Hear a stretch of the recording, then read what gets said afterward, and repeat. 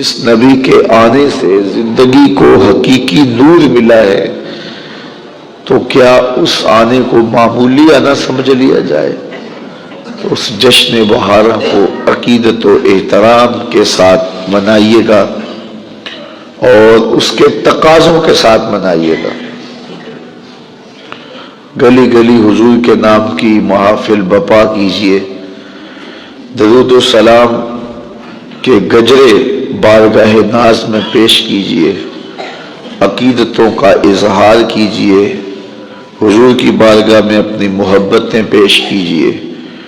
12 ربیع الاول کا دن تجدید عہد کا دن ہے۔ ہم آقا سے عہد کرنا ہے کہ پیارے آقا، ہماری زندگی کا ایک ایک لمحہ آپ کے نام ہوا، ہم جئیں گے تو آپ کے لیے، ہم مریں گے تو آپ کے لیے، آخری سانس تک آپ کے وفادار رہیں۔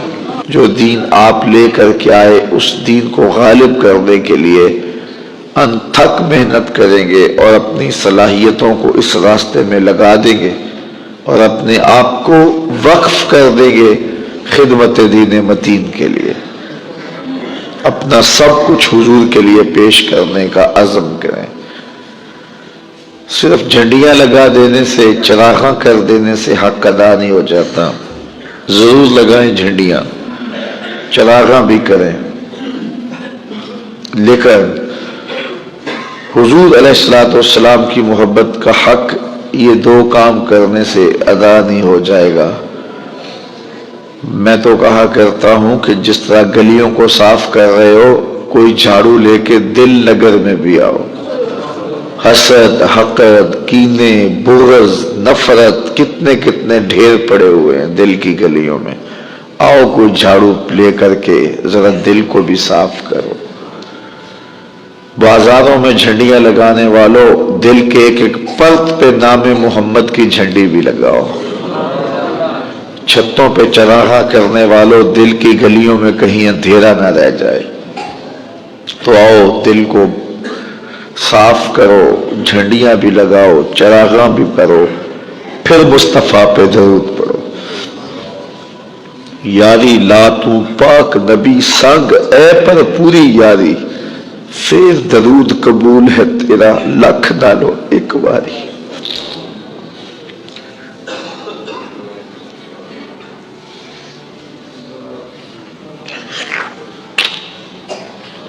ہمارا تو سب کچھ حضور ہے، کیا خوب کہا تھا مولانا ظفر علی خان نے، ہم جس میں بس رہے ہیں وہ دنیا تم ہی تو ہو۔ آؤ اسی کائنات میں بسنا شروع کرو، دائیں بائیں کی بستیوں سے نکلو اور اسی کائنات میں بسو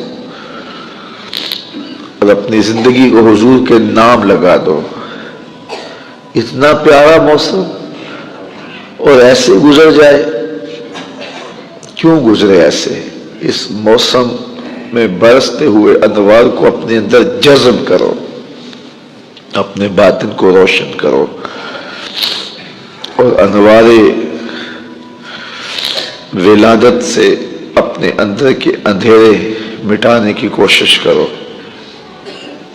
گلی گلی حضور علیہ السلام کے ذکر کی خوشبو پھیلے، نگر نگر حضور کے پیار کی مہک ہو اور امت حضور علیہ السلام کی الفت، محبت اور پیار کے سانچے میں اس طرح ڈھلے کہ ان کا ظاہر باطن کا نقشہ حضور کی سنت کی مطابقت میں ہو۔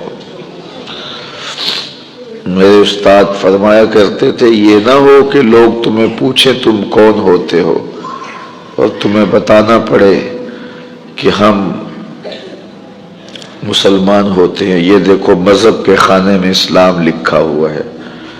آپ فرمایا کرتے تھے، صاحب کسی کو پوچھنا نہ پڑے، تمہیں بتانا نہ پڑے، تمہاری وضع قطع ایسی ہو کہ تم دور سے آ رہے ہو، لوگ پہچان کے کہیں آقا کا غلام آ رہا ہے۔